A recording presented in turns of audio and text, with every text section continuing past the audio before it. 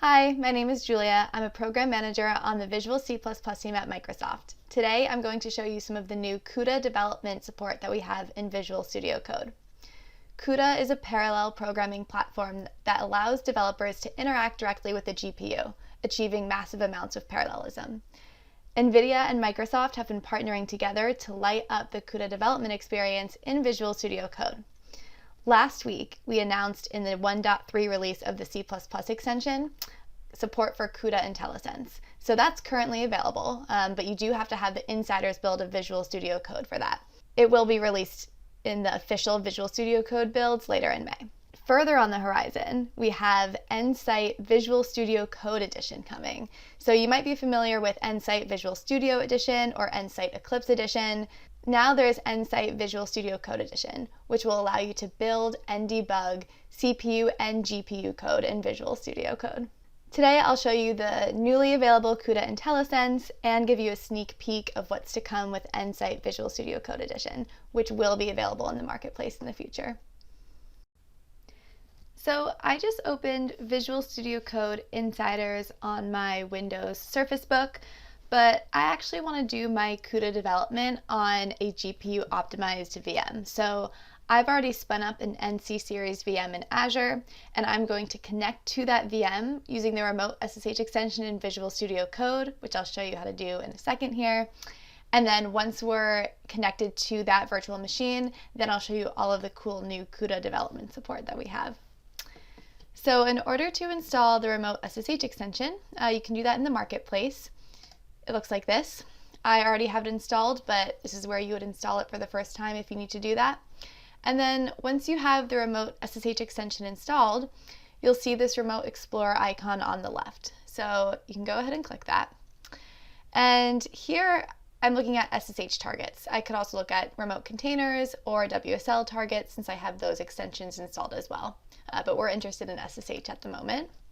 And this is a list of SSH targets that I've previously connected to with VS Code, but you could add a new one by clicking on this plus button.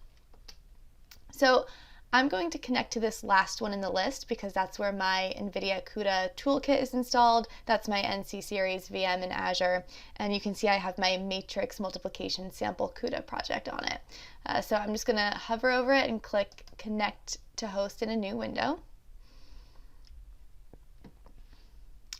And this is now opening my remote window in Visual Studio Code. It'll prompt me for my password.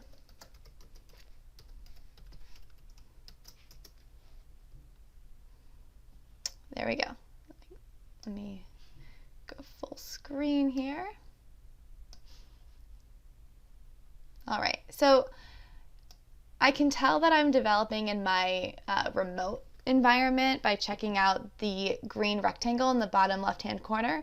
So here I can see the IP address of the remote target that I've connected to. So let's open a folder. And it's important to understand that the remote SSH development experience in Visual Studio Code works differently than it does in Visual Studio. So nothing is copied over from my local machine. Everything lives on the remote target itself. So I'm going to be opening a sample matrix multiplication project today. And this matrix mul project comes with the NVIDIA Cuda toolkit. So if you install the NVIDIA Cuda toolkit, then you'll also have this matrix mul project on your system. So it'll ask me for my password one more time since I'm opening a new folder.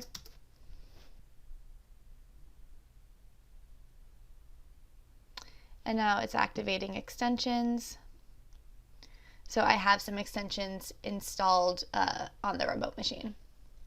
Let's first just check out our environment and our VS Code setup for this remote SSH target.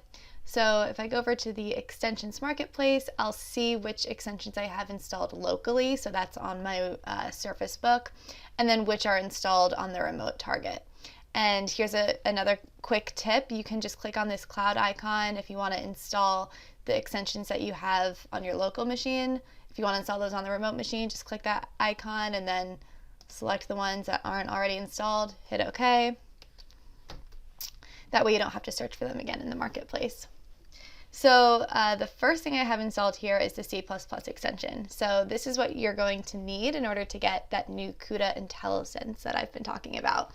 And quick reminder that currently the Cuda Intellisense is available with the latest version of the C++ extension plus the Insider's build of Visual Studio Code, but it will be coming to all builds of Visual Studio Code later in May. And the other extension I have installed here is the Nsight Visual Studio Code Edition extension. So this is really exciting new stuff. Some of you might be familiar with Nsight Eclipse Edition or Nsight Visual Studio Edition. So what NVIDIA and Microsoft have been partnering together to build is this new Nsight Visual Studio Code Edition extension. And this will bring build and debug support for Cuda programs into Visual Studio Code.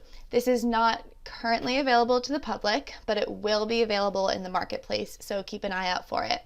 And you can actually sign up for early interest and get updates on when it will be available. I'll have a link for that at the end of the demo. So now if I go to my project and open my matrixmol.cu file, you'll see that we have syntax highlighting and semantic colorization for this Cuda file, and that's all brand new. So you'll also notice that all of the C++ Intellisense features that you have for C++ files, you also have those on Cuda files. For example, we have things like autocomplete, we have quick info, so if you hover over a variable, you'll get some information about what it is and the type information. We have signature help, so if I start typing matrixmol Cuda, I can see here in the completion list some information about the signature. If I keep going with that, then I'll get parameter help, so I know what parameters this function accepts, and some information about what the function is. The C++ extension also supports things like find all references. So if I right click on a variable and select find all references, then it'll search across the project. I can also rename the variable, and you can actually do Shift Enter to preview your results before actually making any changes. And in this Refactor Preview here, you'll see all of your confirmed semantic matches automatically checked. If there had been unconfirmed matches, things like a text match but not necessarily a semantic match, so if it's in a comment, for example, then those would also appear here, and you'd have the option to select them before confirming the refactor. All right, so that's a little preview into the Cuda Intellisense that we just released, but what about the build and debug support? So that will be available with the Nsight Visual Studio Code Edition extension in the marketplace soon, but I'll give you a little sneak peek as to what that experience will be like. So in our project, we have a tasks.json file, and this is where we define our build tasks. So you can see that we have two tasks here for this matrixmol project. One is build and the other one is rebuild, which triggers a make clean before building the project. Now to run these tasks, all you do is select terminal, run build task, or you can do Control-Shift-B. Because we have rebuild marked as the default one, Control-Shift-B will trigger a rebuild. So in our terminal, we see that it ran make clean. And there we go. And now we have our executable and our debugging files. So tasks.json holds our build configurations. Similarly, launch.json, which is also in your projects.vs code folder, that holds your debug configurations. So if I open that, right now I don't have any debug configurations defined for this project. But if I click this Add Configuration blue button, then in this menu, I have the option to add a Cuda debug configuration, which will invoke Cuda GDB on my Azure VM. So I'll select that. So all we have to do here is add the name of the program, which is just workspace folder.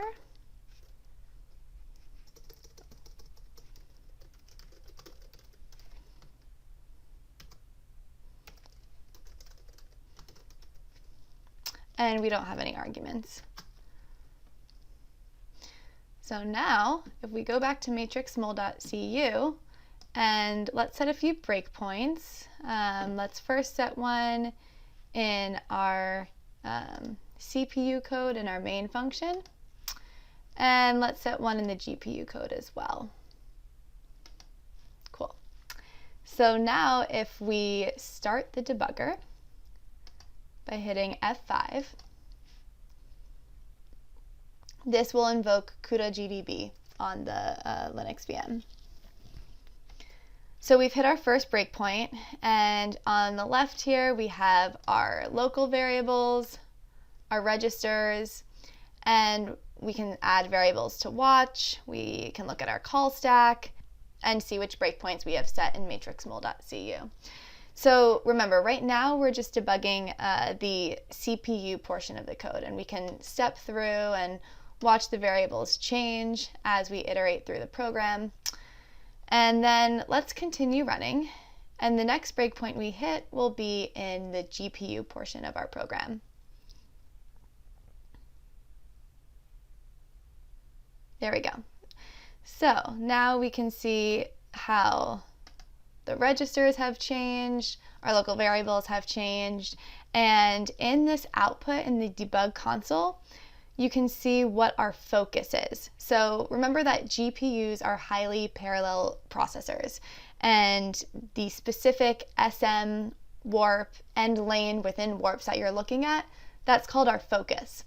Now, we can actually manually change the focus that we are currently debugging, and you can do that in the status bar by selecting this Cuda SM12 warp 0 lane 0 button.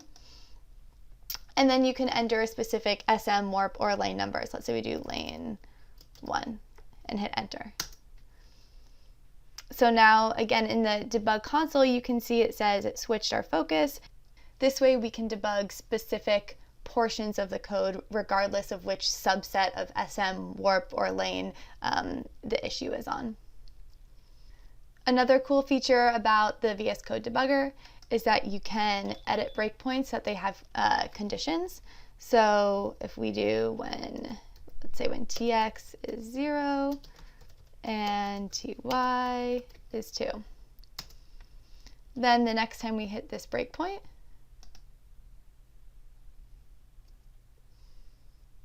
tx and ty should match the values that we specified in the condition, which they do. Tx is 0 and ty is 2. You can also use the Debug Console to execute Cuda GDB commands as you would when debugging from the terminal. You just put a backtick first, and then info Cuda kernels, for example, and then you'll get information about the Cuda kernels. Let's disable our breakpoints and continue running the program.